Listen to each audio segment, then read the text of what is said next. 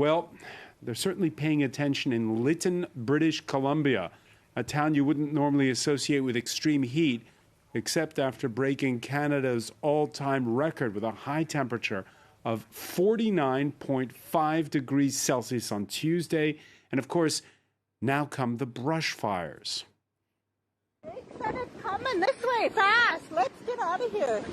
That heat dome over the Pacific Northwest extending all the way to the Arctic Circle. Let's turn to our Canada expert, Noor Ibrahim. What's going on?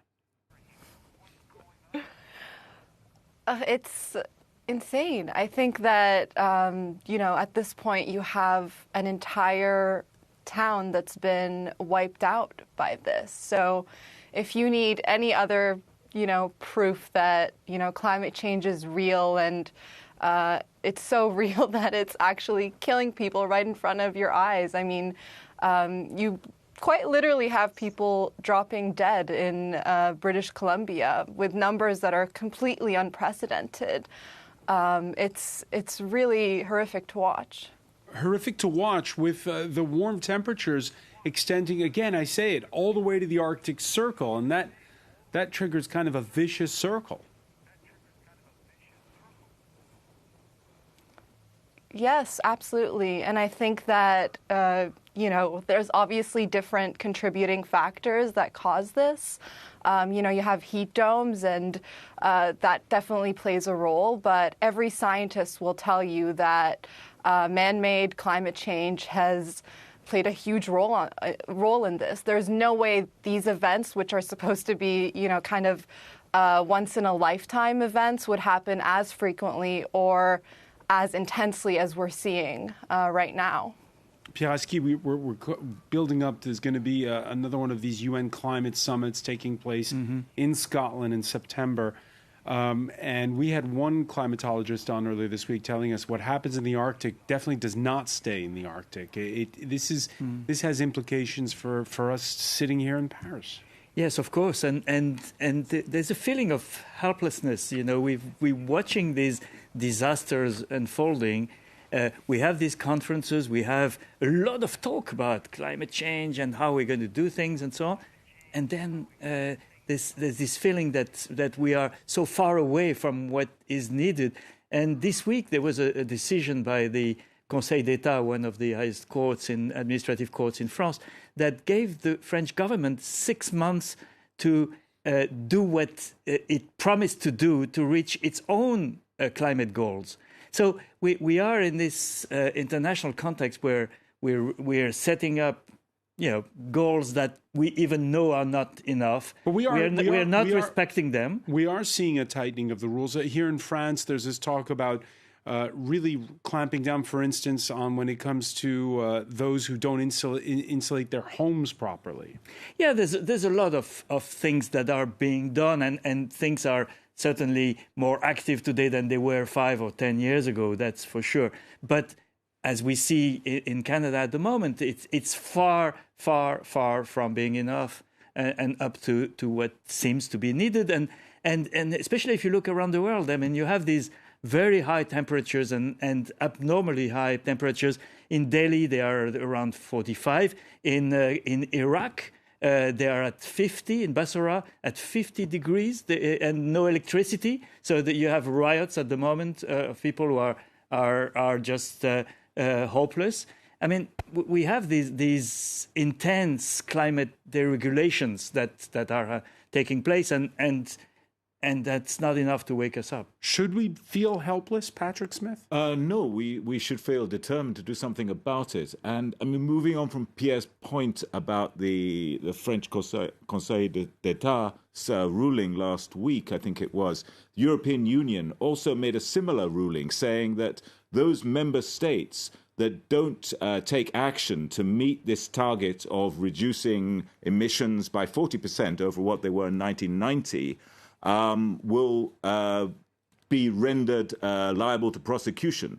You're seeing that alongside a succession of cases against fossil fuel companies, Exxon, Shell, etc. I think you're going to see a lot more legal action against the private sector in particular, which the fossil fuel companies have minimized the threat of climate change, in some cases obfuscated and tried to prejudice the debate about it. So I think you're going to see a recourse to courts, both in terms of the private sector and in terms of governments that fail to live up to their promises. Zapiro, you've been sounding the alarm for years on this matter. We could call up a cartoon inspired by Edvard Munch's iconic painting, The Scream. You have Brazil's president, Jair Bolsonaro, fanning the flames, literally, and Donald Trump taking a selfie behind him. Donald Trump with a little shower head. There's another former leader who you always draw with a shower head, but why Donald Trump? Remind us. Oh, that little added thing, which I did for a while. I had the golden shower on Trump. Remember, there's that Right, okay. which some people considered serious enough to actually have an investigation. And Trevor, my compatriot Trevor Noah, he had a fantastic segment on it where there was all the golden fittings in the bathroom and including showers, obviously the shower. So Trump has a very dark thing because it contains a sort of a racist thing. Apparently Trump, from all understandings, there was a sort of a racist element of it. It was the bed that the Obamas slept in, apparently, which had to be urinated on, such as that's the report I've had. But that, of course, is incidental to the message of this cartoon, which is, as you've described, about the torching, the actual deliberate torching and burning of the Amazon, the most important, a huge forest area in the world, but it represents what is happening in many places, especially with populist, often right-wing populists, but not only right-wing, but populist leaders like the two of them, Bolsonaro, who don't listen to anything that anyone is saying about the environment, about COVID, about anything, and that was the message here was obviously that you need to cause alarm. The idea of whether we need to have hope. I was listening to David Attenborough, the great David Attenborough, the other day, and if anyone should at his age be hopeless, it would be him. But he actually inspired hope in so many people, including people like Greta Thunberg. You need activists, young and old. You need legislators. You need people to kind of take these issues on, as my colleagues were saying, and hopefully we can actually get somewhere. Yeah. So, Noor Ibrahim, in Canada, there's always a conflict as well. It's not just in Brazil, because you have a huge environment movement there, and at the same time, you have a huge oil industry. Absolutely, and the worst person possible, it seems, is responsible for it. It's definitely something that at least you have certain leaders, in Canada, when you look at Trudeau, he hasn't been perfect on this, but it's a huge, talking point, and it's something that, has a lot of public support, and there's kind of developments in that direction. So it's definitely very worrying when, the leader of a country like Brazil seems to, just fan the flames, as we saw in that cartoon. Thursday was the national holiday in Canada, and it was a bit of a strange one.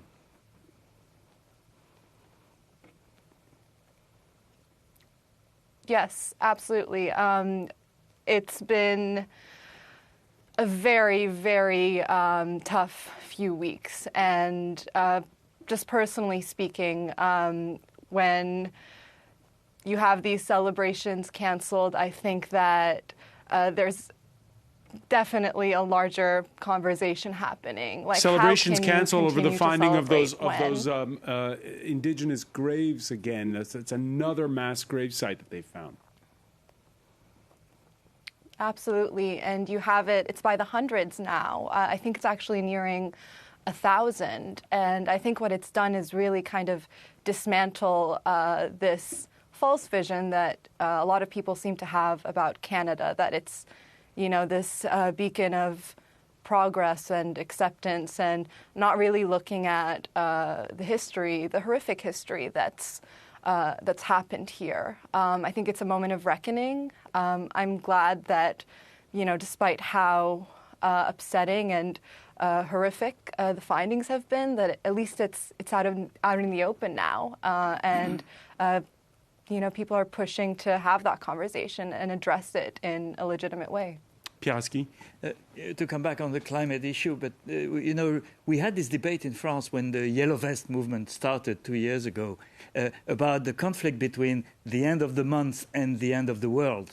How to reconcile the economic needs of people to go to work, to generate income, to have development of their economy, and dealing with these global huge issues of the end of the world. And the Yellow Vest movement was the incarnation of this contradiction. And we haven't found the right balance, the right formula that allows people to live in today's world and to save the long term of the planet.